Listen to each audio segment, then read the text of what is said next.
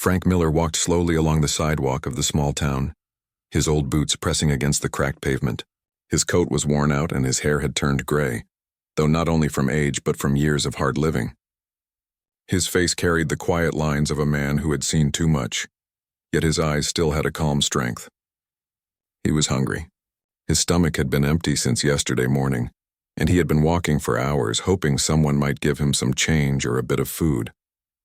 Most people passed by him quickly, pretending not to see him. Some looked at him with pity, but no one stopped. As the evening grew colder, the glow of a diner's neon sign caught Frank's eyes. The small-town diner sat on the corner with a few cars parked outside. The windows shone warmly, and the smell of fried chicken and coffee drifted out every time the door opened. Frank paused outside, his breath showing in the air, and stared inside. Families were laughing. A group of workers were eating at the counter, and the waitress walked around with plates balanced in her hands. It looked so inviting, but Frank had no money. He stepped inside anyway. The sudden warmth and the smell of food made his stomach tighten painfully. The chatter inside slowed when people noticed him. His clothes were shabby, his shoes looked like they had been patched too many times, and his face carried the roughness of someone who had spent nights sleeping outside. Some customers frowned. Others whispered. Frank walked up to the counter quietly and spoke in a low, polite voice. "Ma'am," he said to the woman behind the counter, "I don't have money for a meal, but if you've got something broken, maybe in the back, I can fix it for you, just a plate of food in return." The diner owner, a middle-aged man with a round face named Mr. Harris, turned around when he heard this. He looked Frank up and down and laughed. "Fix something, you? What are you gonna fix, old man?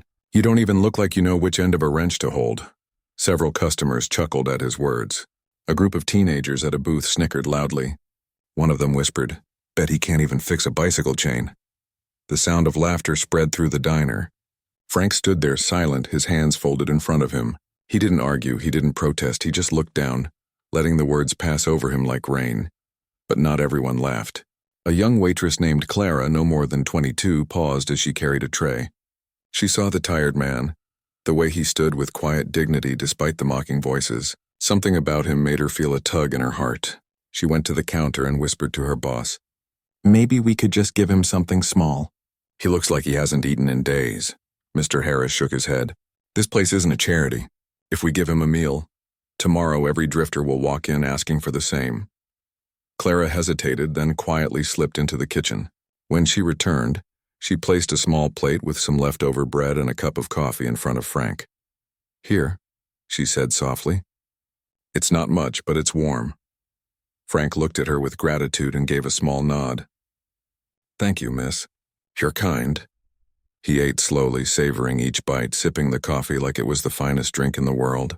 While he ate, he glanced out the diner window and noticed an old car parked just a few feet away. Its hood was propped open, and tools lay scattered on the ground beside it. The car seemed abandoned, as if someone had given up on fixing it. Frank pointed toward the window. "That car out there. Whose is it?" One of the customers spoke up.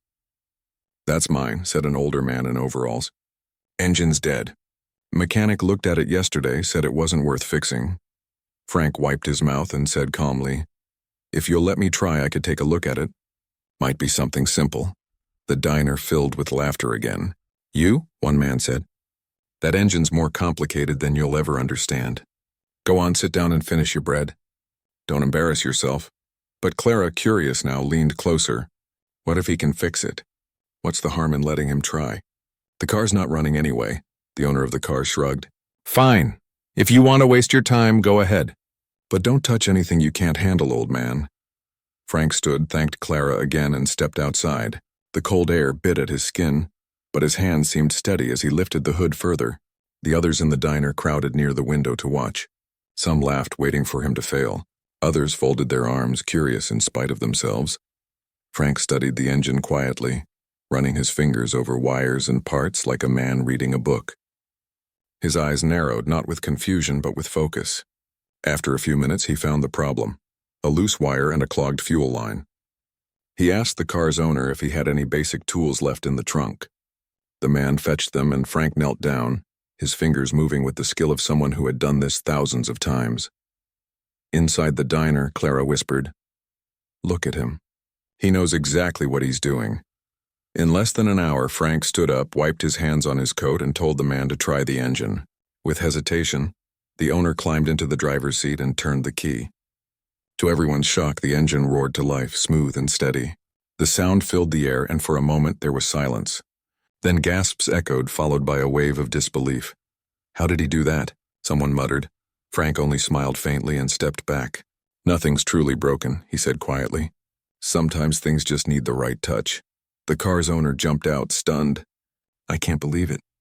"The mechanic said it was done for. You really fixed it." The laughter inside the diner died.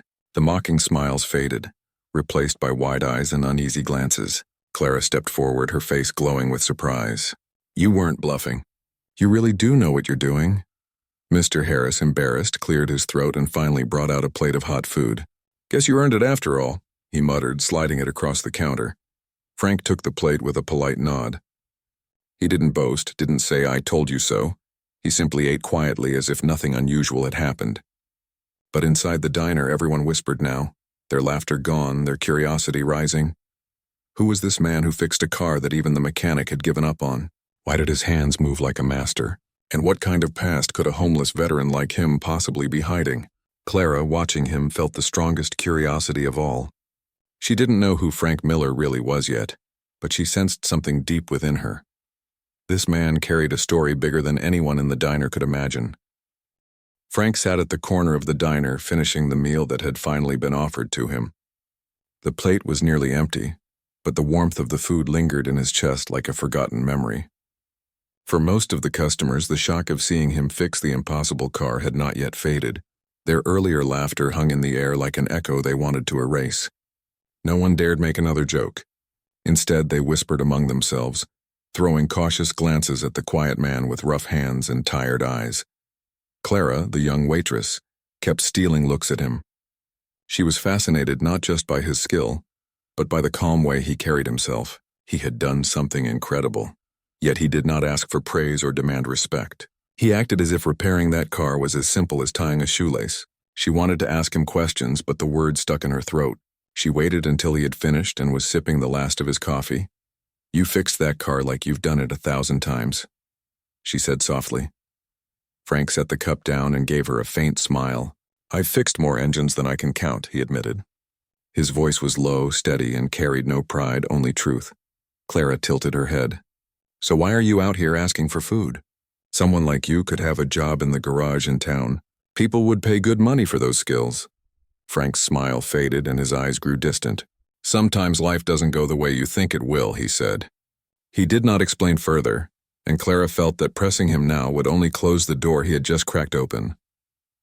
The diner eventually emptied, and Frank left into the night, disappearing into the cold streets with only his coat for warmth. Yet his presence remained in the town like a whisper.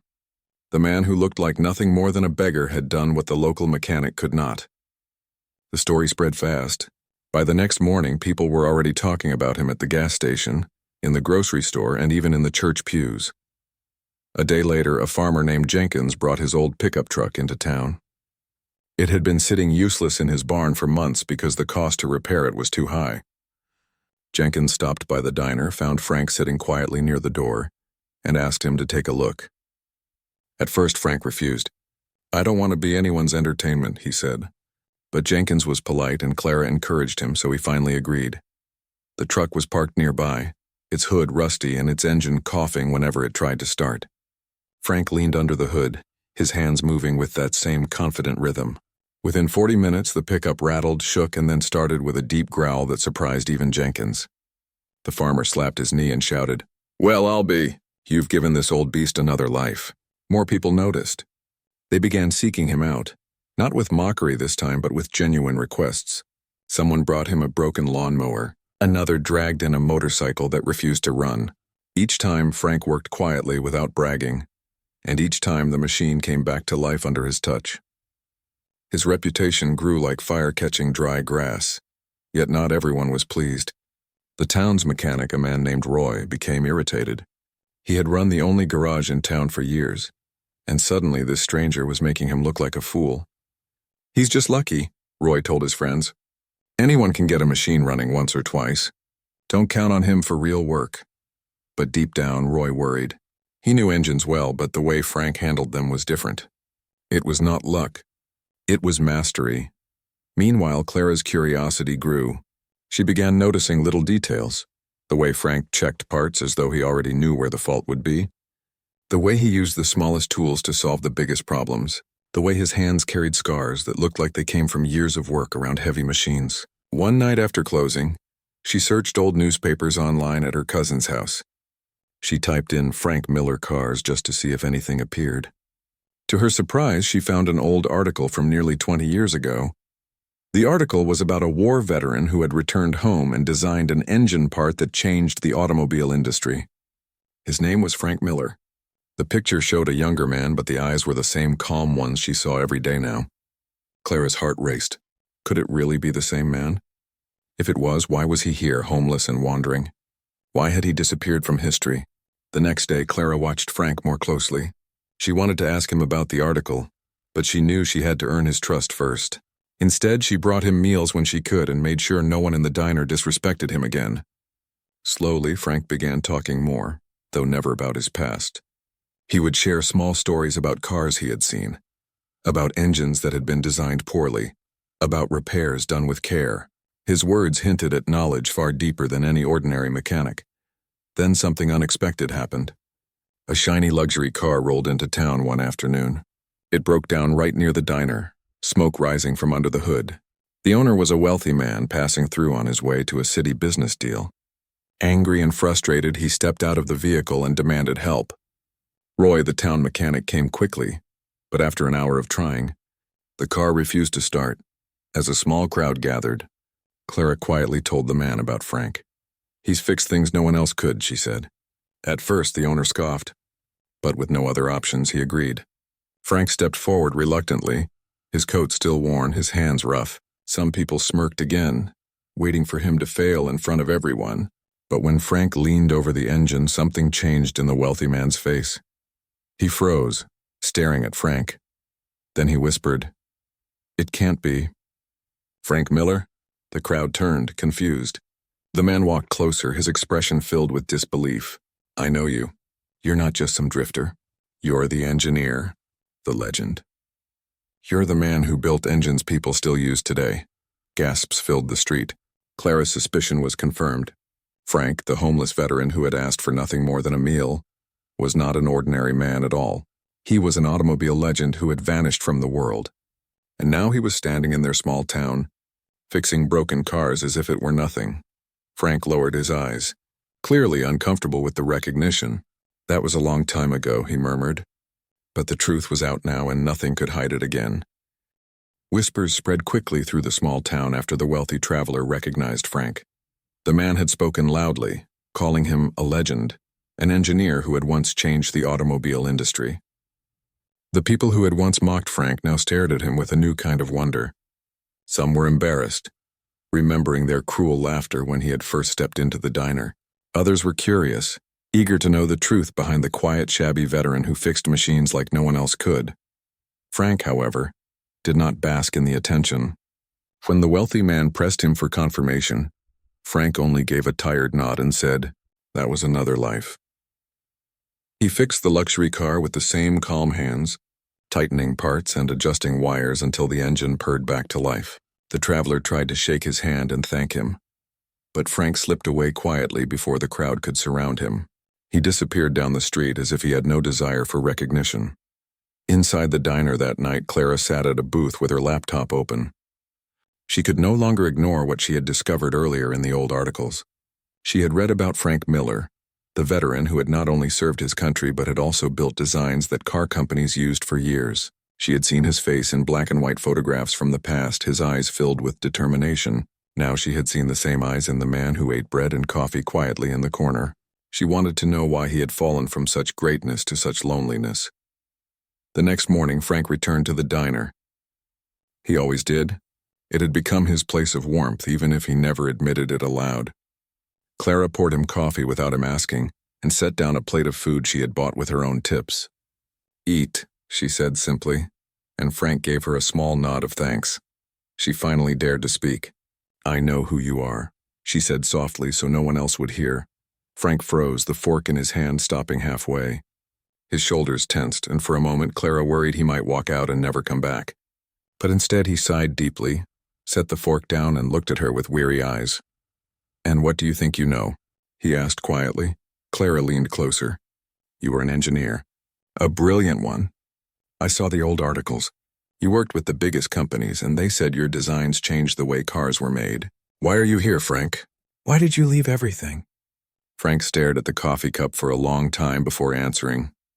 "Because some things matter more than engines, and when you lose them, nothing else feels worth keeping."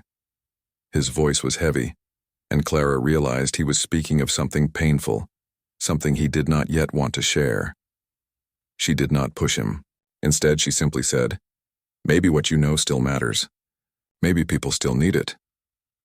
Over the next few days, more townspeople began to approach Frank. A man brought in an old tractor that had stopped working. A woman begged him to look at her son's motorcycle. Each time, Frank reluctantly agreed, and each time he repaired the machines with a skill that left people amazed. The whispers of his identity grew louder. Some called him a miracle worker. Others spoke of him as if he were a ghost from history. But Frank never asked for payment. If someone offered food, he accepted it. If not, he walked away with nothing but the satisfaction of seeing something fixed. He never asked for money, never sought a job. He lived simply, sleeping in an abandoned shed near the edge of town, his possessions limited to the clothes on his back and a few old tools he had found along the way.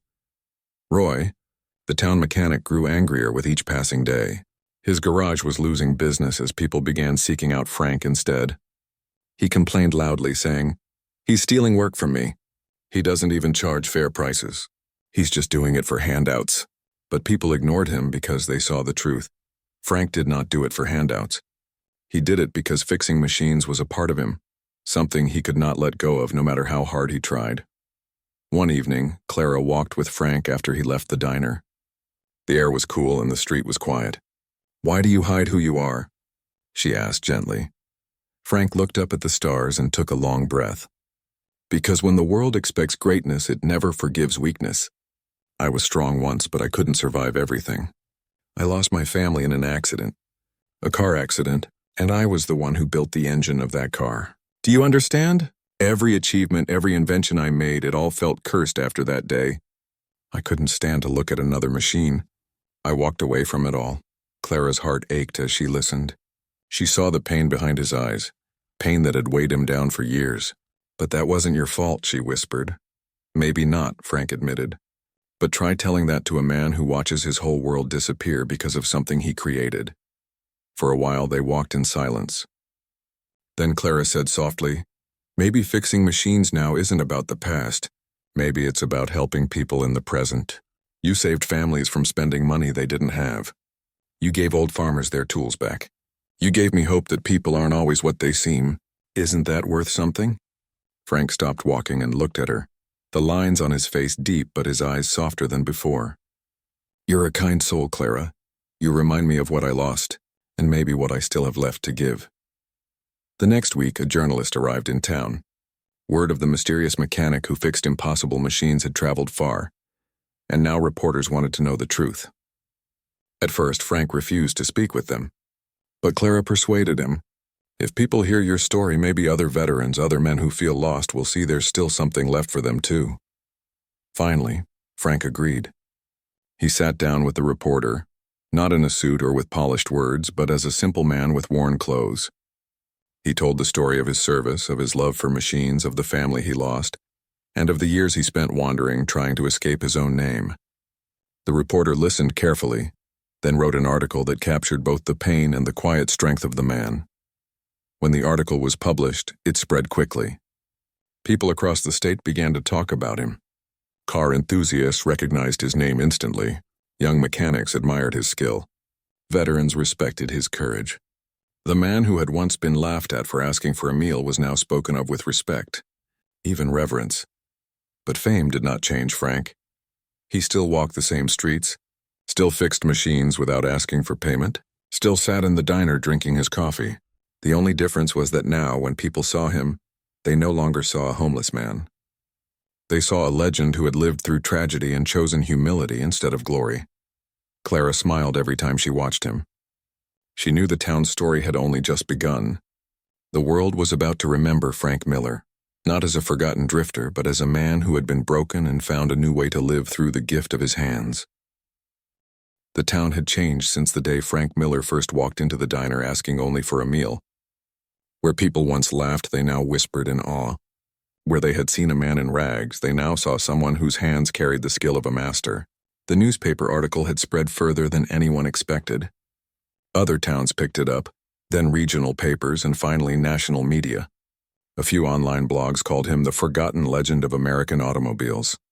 Pictures of Frank, bent over an engine in his old coat, appeared with headlines about the man who had returned from nowhere to remind the world of what true knowledge looked like. But with the new attention came questions. Journalists arrived, curious strangers drove into town, and car enthusiasts parked outside the diner hoping to catch a glimpse of him. Some wanted to ask about engines, others about his military service, and a few even wanted his autograph. Frank did not care for any of it. He sat at his usual spot in the diner, ate the meals Clara brought him, and only spoke when someone asked about a machine that needed fixing. Fame to him was not food on the table, nor was it peace in his heart. Clara noticed how restless he grew with the crowd. She tried to shield him when reporters came, often telling them to leave him alone. Yet she also knew that people deserved to know the truth. She encouraged him gently, saying, "You don't have to hide anymore, Frank. You can tell your story. People don't want to laugh at you. They want to learn from you." One afternoon, a television crew arrived with bright lights and large cameras. They set up near the diner and asked for an interview. At first, Frank shook his head. He didn't like being put on display. But then the producer explained that the segment would highlight veterans who had lost their way after service, but had found strength again. That softened Frank. He thought of men he had served with, men who had also returned broken, carrying scars no one could see. Maybe his story could remind them that even a broken life could be mended. So he agreed. They filmed him working on an old motorcycle, his hands moving with care, his voice calm as he explained how machines were like people. They broke down, but with patience and understanding, they could be brought back to life. He spoke about losing his family and how it had shattered his will, but he also admitted that finding small reasons to help others had pulled him back from the edge.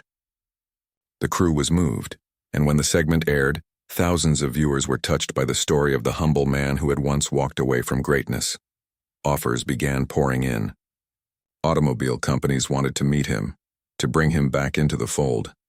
Universities invited him to give lectures. Museums wanted to honor his contributions. But Frank refused them all. He was not chasing wealth, nor did he care about his name being restored in history books. He wanted only a simple life, where his skills could serve people who truly needed them. The townspeople, however, felt proud. They began treating him with respect. Mr. Harris, the diner owner who once laughed the loudest, now reserved Frank's favorite table by the window and never let him pay. The same teenagers who had once mocked him outside the diner now offered to carry his tools or watch him work, hoping to learn. Even Roy, the mechanic who had been jealous, started softening. One evening, Roy approached Frank and asked in a low voice, "Would you teach me? I know engines, but not like you do." Frank gave a small smile and said, "Engines don't need pride, Roy. They only need care. If you're willing to learn, I'll teach." Clara watched these changes with quiet joy. She saw how people who once turned away from Frank now leaned toward him with respect. She also saw that Frank was still hesitant to accept the world's open arms. Something deep inside him still whispered that he did not deserve this kindness. She knew his scars ran too deep to be erased quickly. Then came the day that changed everything again. A sleek black limousine pulled up outside the diner. The driver stepped out and opened the door, and from it emerged a man in a suit, tall and polished, carrying the air of someone important. People in the diner turned to stare as he walked in.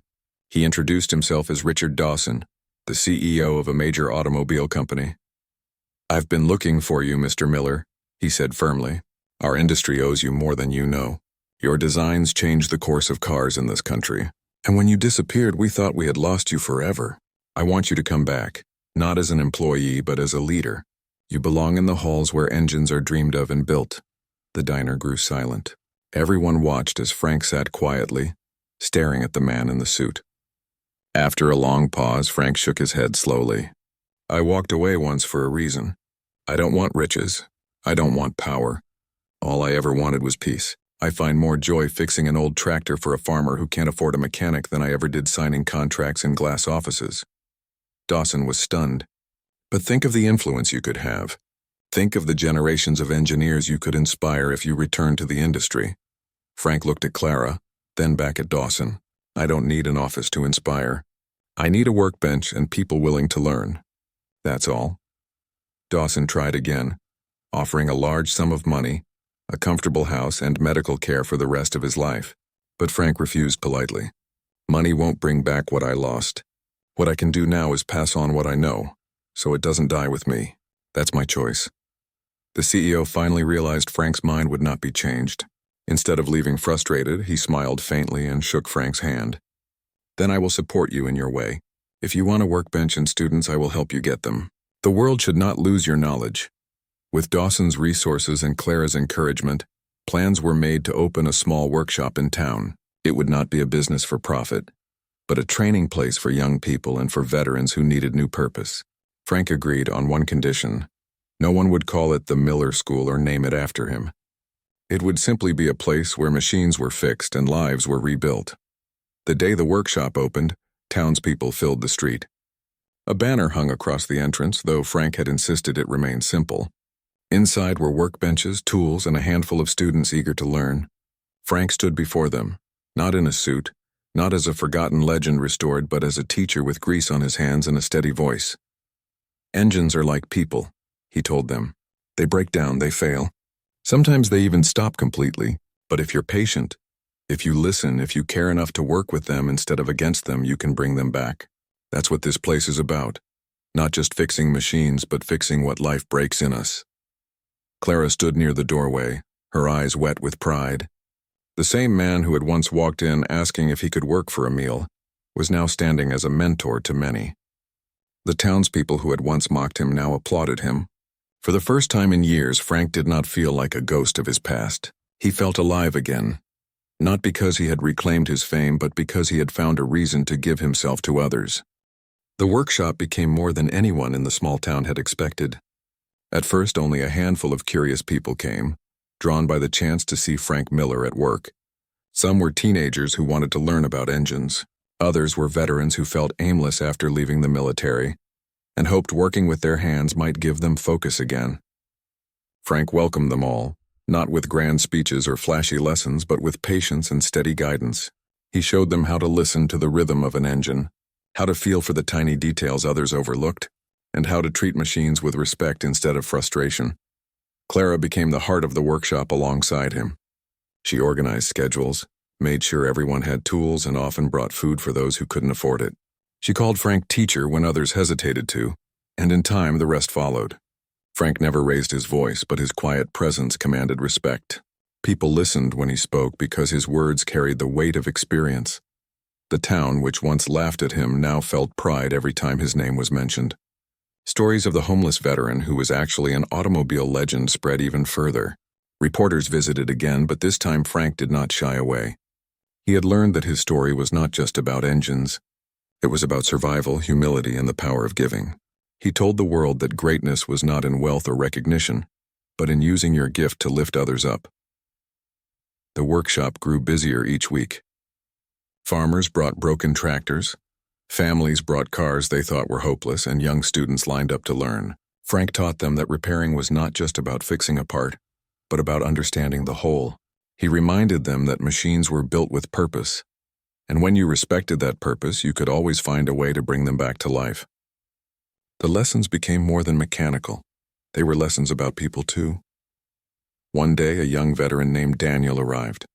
He had lost a leg in service and felt useless, unable to return to his old job. He sat quietly at the back, unsure if he belonged. Frank noticed him immediately. Instead of drawing attention, Frank walked over and placed a wrench in Daniel's hand. "You can still work with these," he said softly. "Engines don't care how many legs you have. They only care about patience and hands that don't give up." Daniel smiled for the first time in months. Within weeks, he became one of the best learners in the workshop. Others like him came too, Men and women who had been broken by life but found healing in the rhythm of machines. Frank watched them grow, and with each student he felt something inside him mend as well. The diner also changed. Mr. Harris, who once turned Frank away with laughter, now proudly hung a photo on the wall. It was a picture of Frank standing next to the first car he fixed outside the diner, the night that had started everything. Beneath the picture, Harris placed a small plaque that read, "Respect every hand that offers to work. You never know whose story you're laughing at." Clara often teased Harris about his change of heart, but even she knew it was more than guilt. It was gratitude. The diner had become busier than ever because people came from out of town to see the workshop and always stopped by for a meal. Harris admitted quietly to Clara one night, "That man taught me something I should have known all along. A person's worth isn't written on their clothes." Seasons passed and Frank settled into his new life. He was no longer a wandering man with no place to belong. He had a roof over his head now, a warm bed in a small room behind the workshop that Dawson's company had built for him, and a community that respected him. But most of all, he had purpose. Sometimes when the workshop was quiet, Clara found him sitting at a bench, staring at an old photograph he kept in his pocket.